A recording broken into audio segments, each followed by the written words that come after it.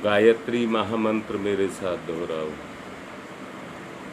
ओम भूर्भुवः स्वः तत्सवितुर्वरेण्यं भर्गो देवस्य धीमहि धियो यो नः प्रचोदयात्। आप सभी को मेरी तरफ से गुरु पूर्णिमा की हार्दिक शुभकामनाएं।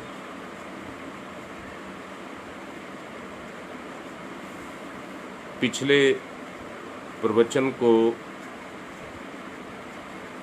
जो आशय के रूप में अभी तक आपको समझाया गया था, उसको ध्यान में रख कर के आगे चलना।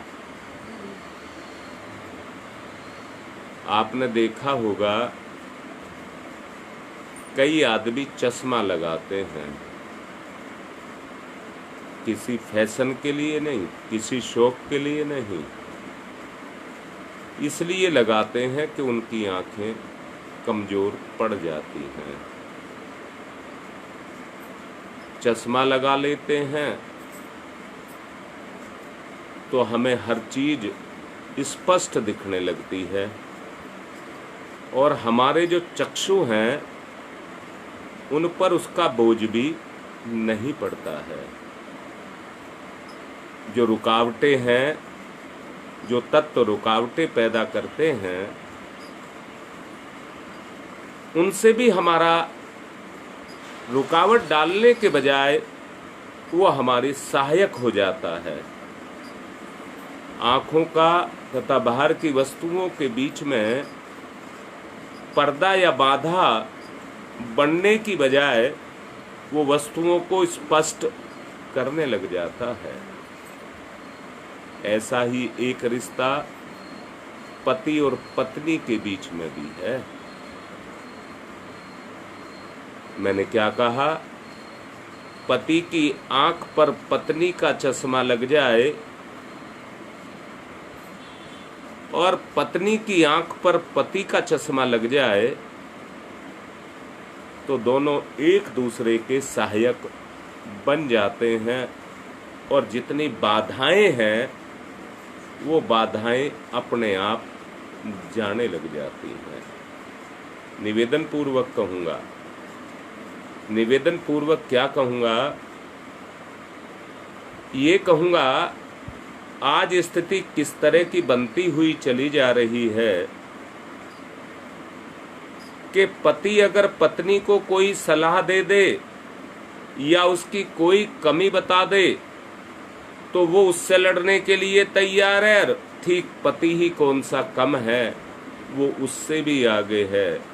दोनों एक दूसरे के कपड़े फाड़ने के लिए, इज्जत खराब करने के लिए तैयार हैं।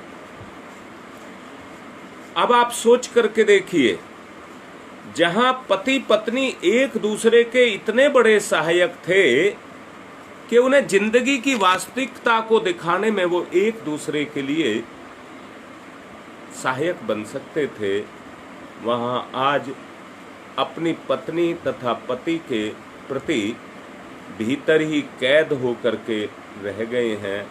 एक दूसरे के द्वारा सारे संसार को जिससे वो देख सकते थे, वो तभी संभव था जब ये संबंध आध्यात्मिक तथा वेदांत के बताए गए बोध पर आश्रित होता।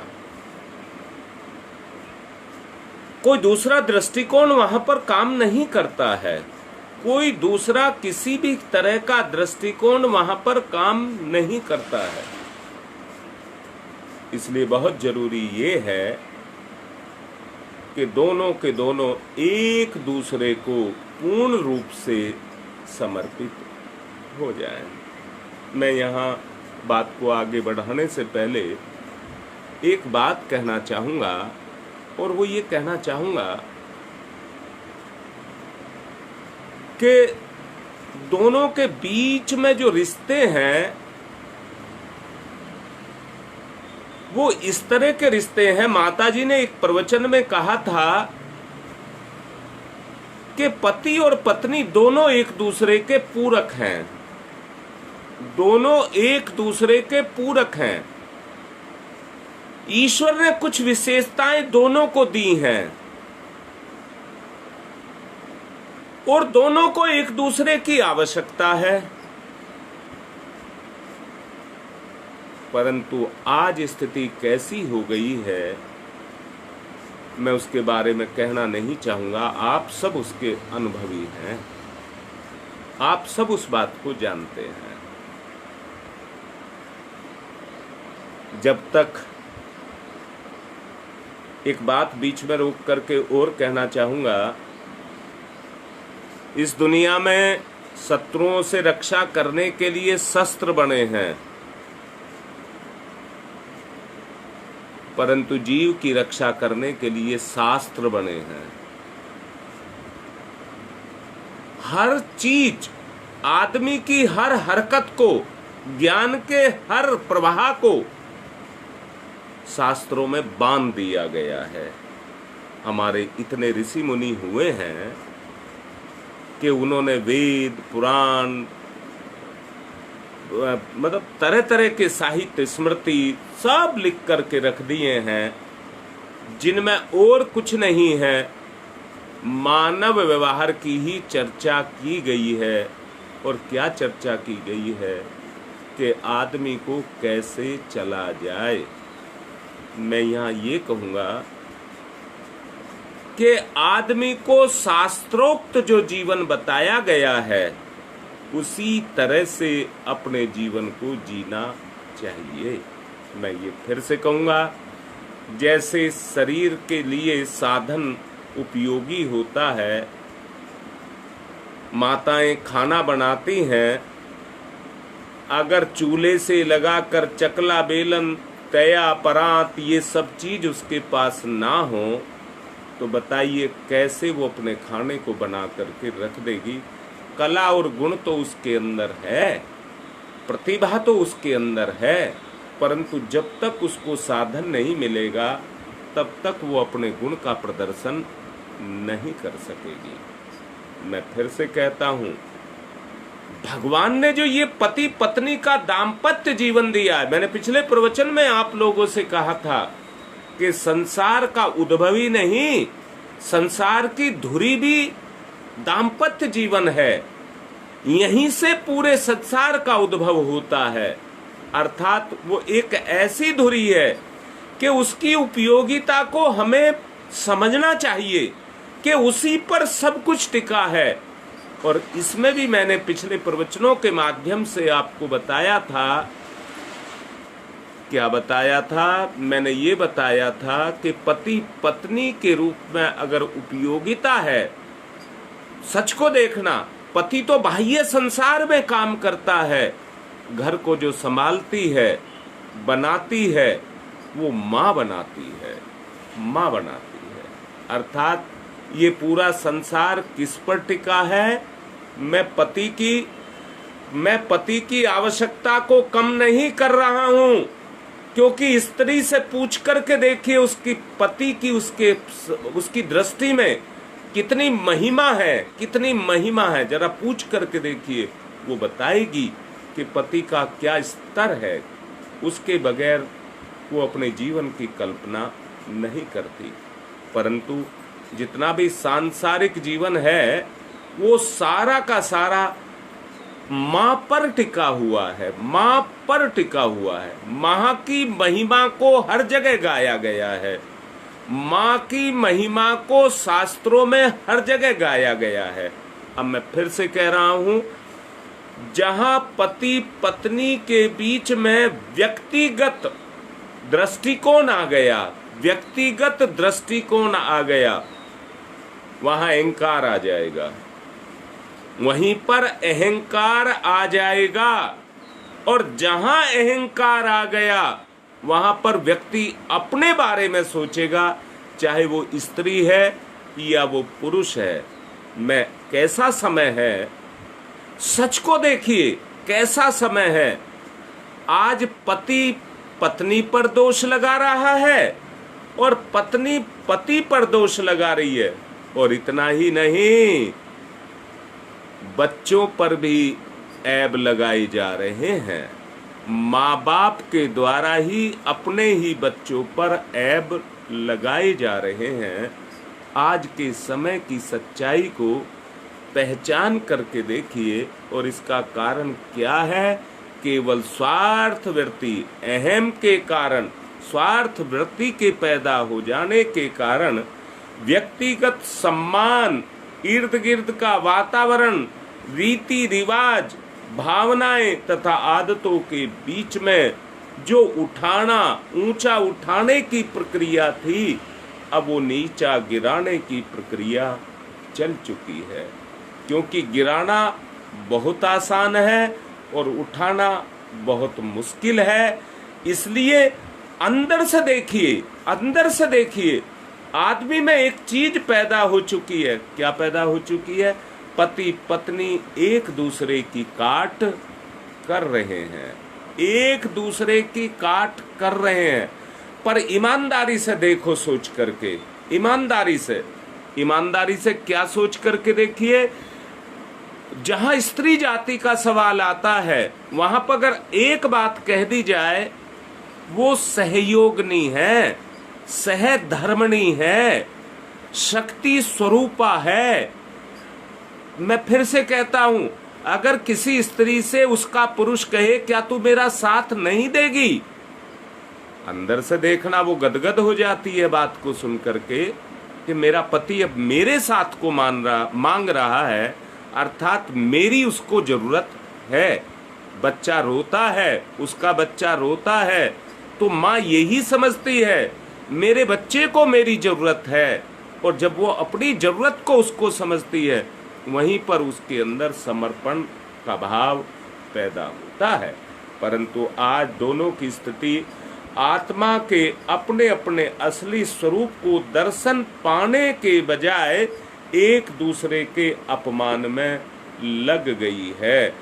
पत्नी पति के द्वारा परमात्मा को देखे तथा पति पत्नी के द्वारा परमात्मा को देखे, तो पति परमात्मा की मूर्ति बन जाए और पत्नी उसके लिए शक्ति स्वरूपा बन जाए। मैं फिर से कहूँगा, मैंने पिछले प्रवचनों में भी कहा था, विवाह बहुत आवश्यक एक संस्कार है, बहुत आवश्यक संस्कार है। हानि नाम की चीज उसमें कोई नहीं है, हानि नाम की कोई चीज उसमें नहीं है। परंतु सच को ये भी देखिए कि अगर सच्चाई को देखें तो आज कोई भी किसी से संतुष्ट प्रसन्न नहीं है, संतुष्ट और प्रसन्न नहीं है। ना होने का कारण क्या है? मानसिक ऐसी ग्रंथियां व्यक्ति के अंदर पैदा हो चुकी हैं कि जो अपने आप को फूट करके बदलने के लिए तैयार नहीं है, जो अपने आप को बदलने के लिए तैयार नहीं है, ऐसी मानसिक ग्रंथियां व्यक्ति के अंदर निर्मित हो चुकी हैं। विवाह शासन करने वाली पद्धति नहीं है, उसमें दुर्बलता हानिकारक है। नीचे गिराने वाला भाव, भय वस्तुओं के मोह, बाहरी रूपरेखा और उस पर आसक्ति इस भावना की पुष्टि करते हैं कि मैं शरीर हूँ, मेरा साथी भी शरीर है। बस केवल इतने तक वो रह जाते हैं। और क्या होता है? मैं शरीर से इसको बस में कर लूं, और वो भी कहता है मैं शरीर से इसको बस में कर लूं। मैं यहाँ फिर से कहूँगा, स्त्री हमेशा यही चाहती है कि मेरा आदमी मेरी मुट्ठी में हो जाए। परंतु यहाँ मैं फिर से कह रहा हूँ, शरीर को बस में करना चाहेंगे तो वो किसी की पकड़ में नहीं आएगा, वो किसी की पकड़ में नहीं आएगा। मैं फिर से कह रहा हूँ, स्त्री ने क्योंकि अपने पुरुष को शरीर समझ लिया है और अपने आप को भी शरीर समझ लिया है, इसलिए दोनों के बीच में जो आज की ये खींचतान चल रही है वो दोनों के बीच में पैदा हो चुकी है। अगर हम एक काम करें कि अपने पति को शरीर नहीं, अपने पति को शरीर नहीं, उसका पोषण अपनी भावना से करें, उस अपना पोषण भावना से करें और उस भावना का प्रत्यारोपण अपने पति पर करें, तो समझ लेना अधिकार जमाने वाली जो लालसा है, इच्छा है, वो हानिकारक नहीं, आपके लिए सहायक बनकर के खड़ी हो जाएगी, आपके लिए सहायक बनकर के खड़ी हो जाएगी। सच को देखिए, सच को देखिए, अगर उसको आप खड़ा कर लेते हैं, आपके जीवन में वो स्थिति अगर खड़ी हो जाती है, तो आप सच को देखना और सच को ये देखना, आपके हित चिंतक आपका पति और पति का पत्नी बन करके खड़े हो जाएंगे और ऐसे ऐसे सुख जो आप सोच नहीं सकते वो आपको मिलने लग जाएंगे। सच को देखना, ये सुख दो रूप में मिलते हैं, एक ज्ञान के रूप में तथा दूसरा आध्यात्मिक स्वाधीनता के रूप में। दो रूप में ये सुख मिलते हैं। अब यहाँ मैं कहूँगा, मैंने शास्त्रों की बात आपसे कही थी, शास्त्र ने व्यक्ति को बांध करके रखा हुआ है, शास्त्र ने व्यक्ति को बांध करके रखा हुआ है, उसकी हर हरकत को बचा करके रखा है। स्थिति ये है कि उन सुखों को पाने के लिए जो मैंने दो आधार बताए, एक ज्ञान का और दूसरा आध्यात्मिक स्वाधीनता का, दोनों ही से हम निरत हो चुके हैं, दूर हो चुके हैं। अगर उसको आप बढ़ाना चाहते हैं, अगर उसको आप बढ़ाना चाहते हैं, तो हर एक पति का ये परम धर्म है कि वो अपनी पत्नी को शिक्षा प्रदान करे, जिससे उसमें ज्ञान की अभिवृद्धि हो, जिससे उसमें ज्ञान की अभिवृद्धि हो। यहाँ मैं फिर से कह रहा हूँ, किताब में पढ़े लिखे जो हमारा आज का शिक्षण पद्धति है, उसमें जो ज्ञान लिखा हुआ है उसको ही केवल ज्ञान मत कहना, उसको ज्ञान मत कहना, वो केवल सांसारिक ज्ञान है, जानकारी है। ज्ञान भी मत कहिए, जानकारी है। ज्ञान तो वो होता है जो भीतर से होता है और प्रगाढ़ होता है, जो भीतर से होता है और प्रगाढ़ होता है। जानते हैं, ज्ञान ऐसी तलवार है जो बगैर अवसर गंवाए तुरंत अज्ञानता की या शत्रु की गर्दन को काट देती है। अगर वो ज्ञान हमारे अंदर पैदा हो जाए तो ये समझ लेना कि अपनी जो चेतना है, जो जीव है, उसकी रक्षा करने का अस्त्र आपके अंदर पैदा हो गया। जैसे शरीर की रक्षा करने के लिए आदमी लाइसेंस लेता है शस्त्रों के और उनसे सिक्योरिटी सुरक्षा गार्ड भी रखता है, सुरक्षा गार्ड भी रखता है, ठीक इसी तरह से अपनी वो शरीर की रक्षा कर सकता है। ऐसे ही हम अगर अपनी रक्षा करना चाहते हैं तो वो केवल एक चीज से होती है, उसको कहते हैं ज्ञान।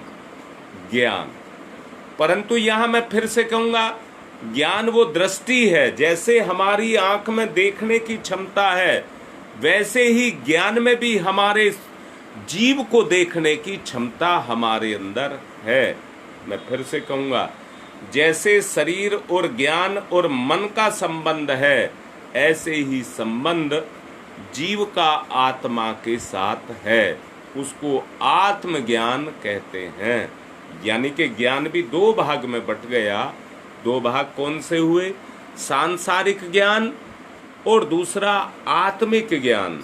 मैं फिर से कहूँगा, जब आत्मिक ज्ञान आदमी के अंदर पैदा होता है, जो पति पत्नी को आपस में एक दूसरे को शिक्षण देते हैं और उसमें आत्मीयता लगी हुई होती है, तो उस आत्मीयता के कारण हमारी अंतर चेतना गदगद होती है, प्रफुल्लित होती है, विकसित होती है आगे बढ़ती है। जैसे किसी पौधे को बढ़ने के लिए, जैसे किसी, मैंने अभी फिर से कह रहा हूं, अगर हम विकसित होना चाहते हैं, बात को दोबारा से वो ठीक से समझें, ठीक से समझें। आप अंदर से देखिए, हमारी चेतना हर वक्त कुछ ना कुछ ढूंढती रहती है। हमारी चेतना हर वक्त कुछ ना कुछ ढूंढती रहती है, अर्थात अंधेरा है, ढूंढ रही है तो अंधेरा है। अगर अंधेरा है और उसमें आत्मज्ञान का प्रकाश अगर पैदा हो गया तो ढूंढने का काम खत्म हो जाएगा, ढूंढने का काम खत्म हो जाएगा। अब वो उजाला कौन करे, उजाला कौन करे? अब मैं पूछ रहा हूं, पत्नी की अपनी विशेषताएं हैं और पति की अपनी विशेषताएं हैं, जैसे दीपक की अपनी विशेषताएं हैं। अगर हम अपनी विशेषता का प्रयोग करते हैं तो हम पत्नी को मार्गदर्शक बन जाते हैं, पत्नी के मार्गदर्शक बन जाते हैं। उसकी ढूंढ भाल करने की जो योजना है या जो कर्म कर रही है वो वहीं पूरी हो जाएगी। कहाँ पूरी हो जाएगी? जहाँ पर वो अपने पति की प्रेरणा के प्रति समर्पित हो जाएगी, वहीं से उसकी अंतर चेतना जागृत होकर के उसी क्षेत्र में अपने आप के काम को करने लग जाएगी। वो चेतना उस क्षेत्र में, वरना अपने अहंकार के कारण, अपने अहंकार के कारण एक उसी दायरे के अंदर, अज्ञानता के दायरे के अंदर, जैसे अंधेरे कमरे में आप बैठे हैं परंतु अपने तक आप सिमट करके रह गए हैं, अपने बाहर आपको दिखाई नहीं दे रहा, तो उतने तक ही आप सीमित रह गए हैं। अगर उस परिसीमन से आपको अलग हटना है तो वो प्रकाश जो पत्नी के सामने पति और पति के सामने पत्नी पैदा कर दे, वो प्रेरणा हमारी मार्गदर्शक बन जाए और हम उससे बाहर निकल करके चले जाएं। स्थिति ये कह रहा हूं कि हर आत्मा या कहिए हर जीव हर वक्त कुछ ना कुछ ढूंढ रहा है, और वो कहाँ ढूंढ रहा है? अंधेरे में। उस प्रकाश को ही गुरु कहते हैं, उस प्रकाश को ही गुरु कहते हैं। जब वो हमारे प्रकाश के साथ जाकर के जुड़ जाता है, प्रकाश के साथ जुड़ जाता है प्रेरणा से, तो वो स्थिति हमको साफ हो जाती है, स्पष्ट हो जाती है, और स्पष्ट हो करके हमको ये पता लगता है कि कैसा संबंध हमारा है। वहीं से वास्तविक संबंध शुरू होता है। अब मैं फिर से कह रहा हूं, अगर इस तरह का मार्गदर्शन दोनों के बीच में पैदा हो जाए तो दोनों की स्थिति को साफ सुथरा करके आगे बढ़ाने की स्थिति दोनों के अंदर पैदा हो जाए, दोनों एक दूसरे के सहायक बन जाएं। पति पति नहीं और पत्नी पत्नी नहीं। ऐसा पति पापी है जो स्वार्थ के रूप में अपने जीवन को जीता है, और यही स्थिति पत्नी की भी है, वो भी पापी है।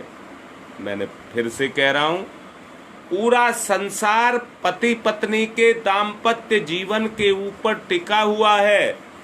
अगर उसमें मातृत्व की भावना और पितृत्व की भावना नहीं पैदा होती है तो दोनों के दोनों एक दूसरे के साथ पाप करते हैं और दोनों पापी कहलाएंगे, दोनों पापी कहलाएंगे।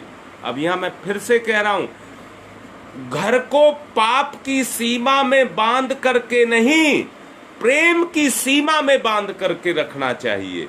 पाप की सीमा में घर को नहीं बांधना चाहिए, प्रेम की सीमा में बांधना चाहिए।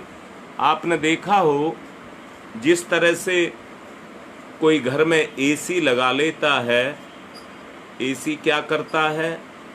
अंदर की वायु को अपने में लेता है और ठंडा करके उसी कमरे में डालता रहता है। वही चक्र उसके अंदर, परिशोधन का चक्र उसके अंदर घूमता रहता है। हमारे शरीर में भी हमारा हृदय लगा हुआ है। जितना गंदा खून है वो हृदय में जाता है और हृदय उसको साफ करके फिर शरीर में उसका संचरण करता रहता है। माता पिता की भी परिवार में यही स्थिति है। अपने अपने गुणों को उस घर के वातावरण में वो भरते रहते हैं। इसलिए घर का जो परिसीमन है वो एक वातावरण में बंधा हुआ है, उसमें प्रेम का केंद्र बनाया जाना चाहिए।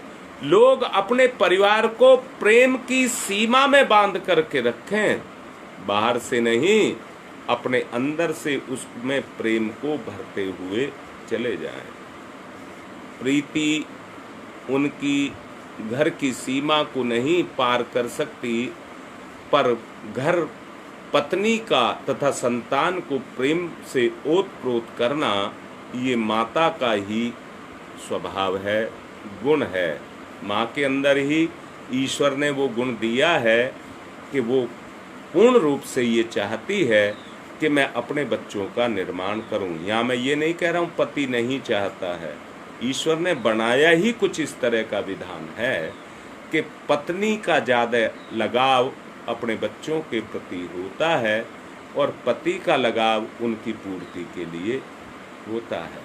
मैं फिर से कहूँगा, अगर प्रीति की किरणें दसों दिशाओं से प्रसारित कर सकें तो उनकी प्रीति ही घर की चार दीवारी में बंधी हुई नहीं रह सकती।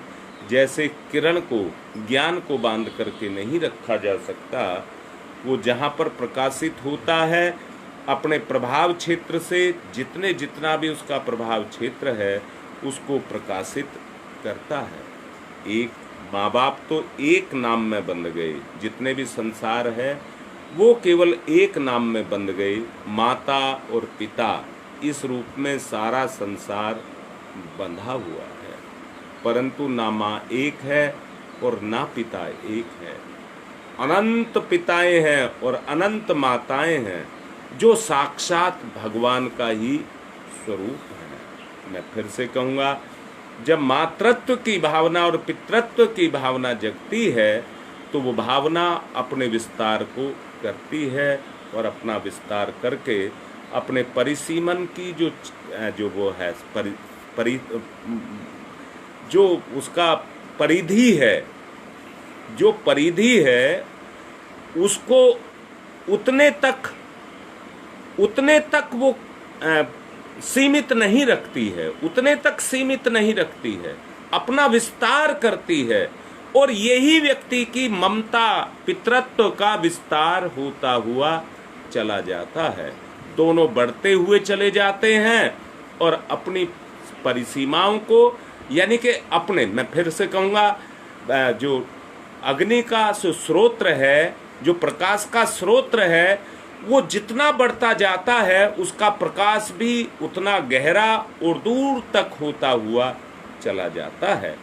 आप भी इस यथार्थता को समझें, और यथार्थता को क्या समझें? यथार्थता को ये समझिए कि जैसे जैसे आत्मज्ञान का प्रकाश आत्मीयता के रूप में हमारे अंदर भरता हुआ चला जाएगा, वैसे हमारे संबंधों के बीच में वो आत्मीयता भरती हुई चली जाएगी। जरा मैं एक बात सवाल के रूप में आपसे कर रहा हूँ, मुझे बताएं, आपके घर में कोई ऐसा बच्चा है जो ये कह दे कि मेरे माँ बाप बिगड़ जाए, उनका बुरा हो जाए?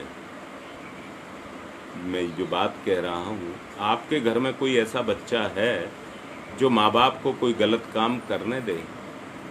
अच्छा चलो, कोई बड़ा है जो गलत काम करने दे? ना तो कोई बच्चा करने देता, ना कोई बड़ा करने देता। परंतु घर में गलत काम होते हैं कि नहीं होते हैं? परंतु गलत जितने भी होते हैं वो व्यक्तिगत होते हैं, वो व्यक्तिगत नहीं होते हैं, सामूहिक नहीं होते हैं, सामूहिक नहीं होते हैं। कोई भी माँ बाप अपने बच्चे को गलत काम करने की प्रेरणा नहीं देता। कोई भी माँ बाप अपने बच्चे को गलत काम की प्रेरणा नहीं देता। फिर संसार में गलत काम क्यों चल रहे हैं? क्यों चल रहे हैं? ये उसी अज्ञानता का कारण है जिसको मैंने कहा कि व्यक्ति की चेतना निरंतर कुछ ना कुछ ढूंढ रही है, टटोल रही है, कुछ पाना चाहती है, परंतु आदमी क्या करता है? अज्ञानता के कारण उसे पदार्थों के अंदर ढूंढता है, पदार्थों में उसको ढूंढता है। मैं फिर से कह रहा हूँ, पदार्थ में प्रेम है क्या? आप ही तो पदार्थ को प्रेम करते हैं। पदार्थ आपको प्रेम थोड़े ही करता है, क्योंकि उसमें प्रेम है ही नहीं। अब मैं फिर से कह रहा हूँ, जैसा मैंने आपसे कुछ देर पहले कहा था, पत्नी ने भी अपने आप को शरीर मान लिया और पति ने भी अपने आप को शरीर मान लिया। तो फिर आप प्यार करते हैं तो किससे करते हैं? शरीर से करते हैं। और सच को देख लीजिए, अपने शरीर से कौन प्यार नहीं करता है? अपने शरीर से कौन प्यार नहीं करता है? अर्थात आज पूरी तरह से जो दुनिया है वो मेटेलिक बन करके रह गई है, पदार्थ बन करके रह गई है। व्यक्ति का आज पूर्णतया लगाव पदार्थ के साथ हो गया है, चेतना के साथ वो लगाव नहीं रहा। चेतना के साथ वो व्यक्ति का लगाव नहीं रहा, और चेतना के साथ लगाव ना होने के कारण आज जो दुर्गति हो रही है उसको आप अच्छी तरह से समझ सकते हैं। इसलिए एक बात, एकता की बात, समता की बात, अपनेपन की बात, प्रेम की बात, लगाव की बात, एक होने की बात, ये आपको अपने अंदर पैदा करनी पड़ेगी। अगर आप उसको पैदा करना चाहते हैं तो उसको पैदा करने के लिए आपको क्या करना होगा? कुछ इस तरह का कर्म करना होगा जिससे हमारे बीच में एकता पैदा हो जाए। मैंने अभी कहा, सच को देखिए, एक छोटा सा बच्चा भी पाप को समझता है कि ये गलत है, अड़ जाता है कि मैं इस काम को नहीं करने दूंगा। अगर अंतर है तो केवल एक ही अंतर है, अज्ञानता का आवरण छाने के कारण हम उस सच्चाई को समझ नहीं पाते, उस सच्चाई को समझ नहीं पाते। मैंने पहले कहा था, जब अपनी आंख से गुजारा ना होता हो, अपनी आंख से ना दिखाई देता हो, तो पति पत्नी को पति पत्नी का चश्मा लगा लेना चाहिए। हम जिसको सलाह कहते हैं, जिसको हम सलाह कहते हैं, जब हम किसी स्तर पर मुसीबत में फंसे हुए होते हैं तो हम किसी से सलाह लेते हैं।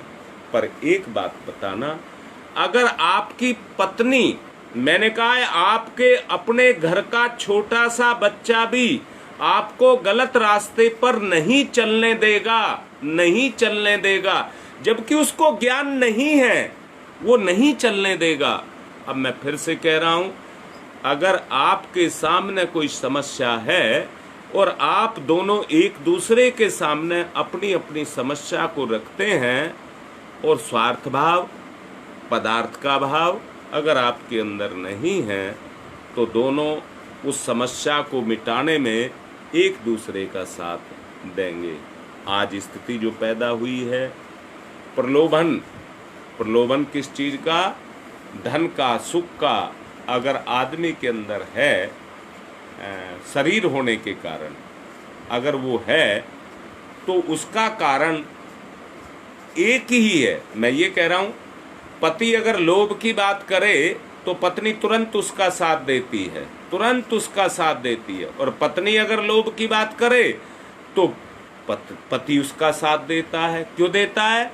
दोनों के अंदर लोभ है, दोनों के अंदर लोभ है, और लोभ होने के कारण दोनों एक दूसरे का साथ देते हैं, दोनों एक दूसरे का साथ देते हैं। परंतु दूसरी तरफ कह रहा हूं, जो जीवन की वास्तविकता है, उस जीवन की वास्तविकता को समझने के लिए कोई तैयार नहीं है।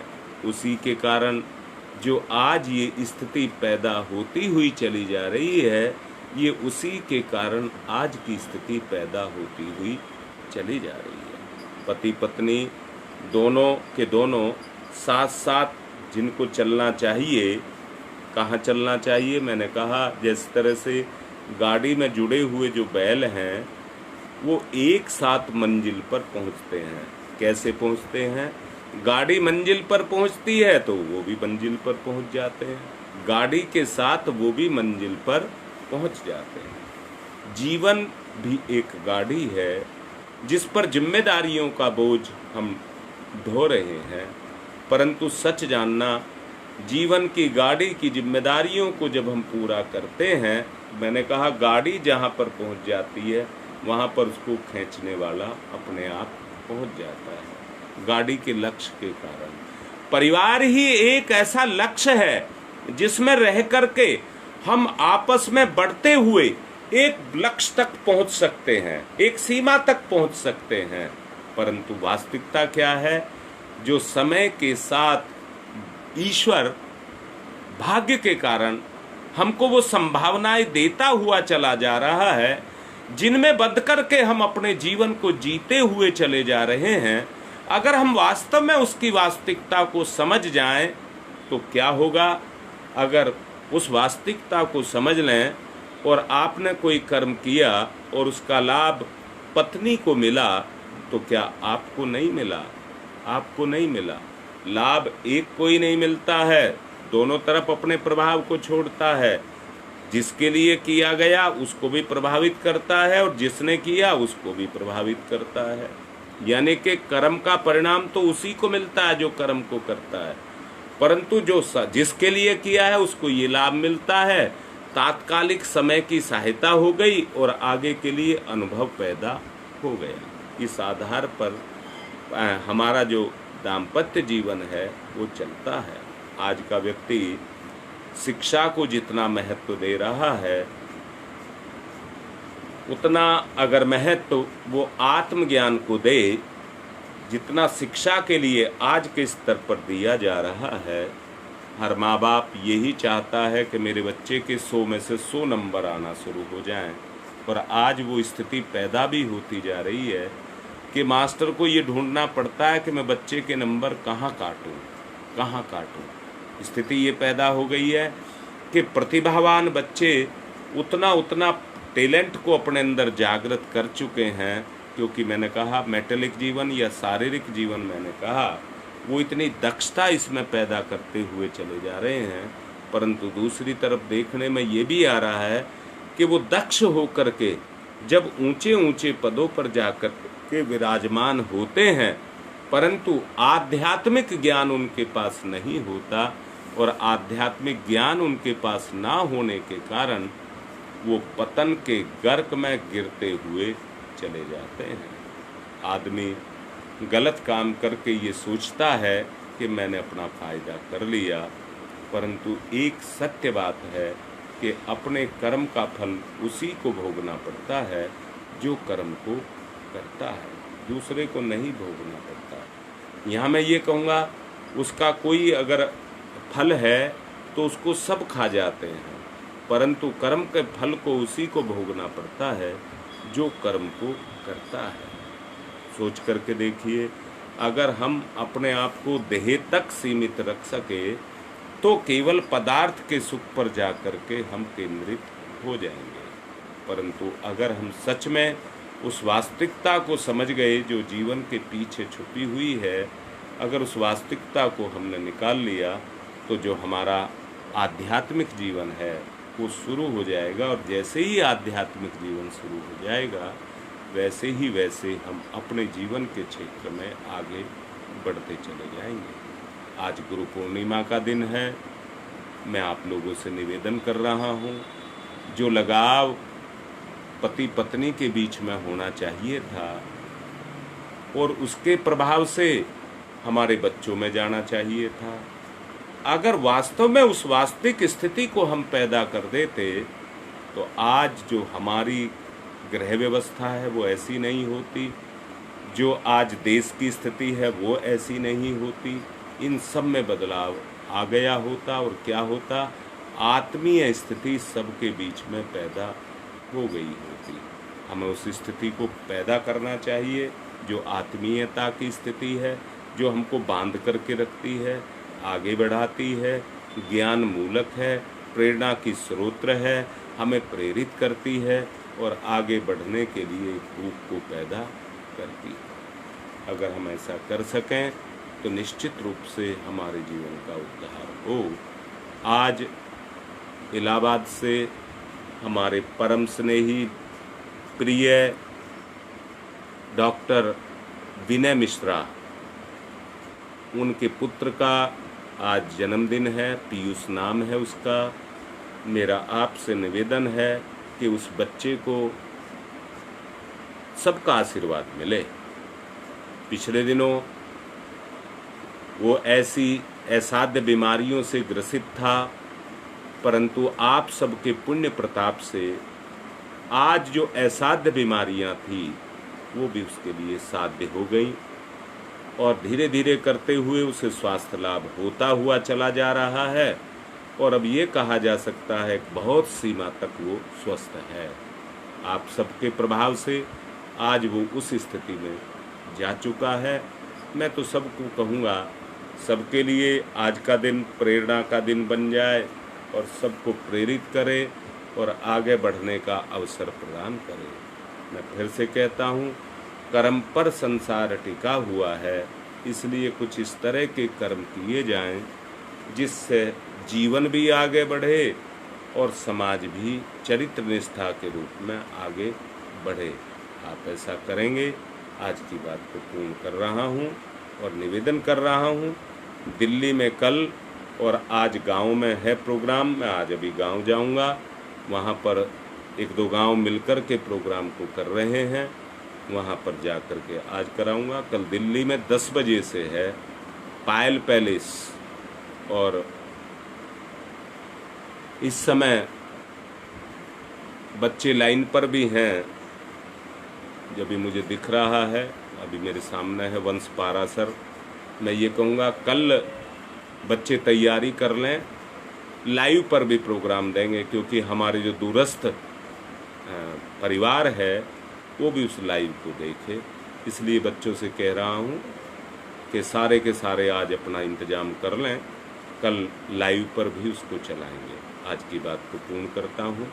ओम शांति ही शांति ही शांति। और बच्चे अभी देख भी रहे हैं, जिनको मेरे साथ जाना है वो जल्दी से तैयार रहें, मैं निकल रहा हूँ।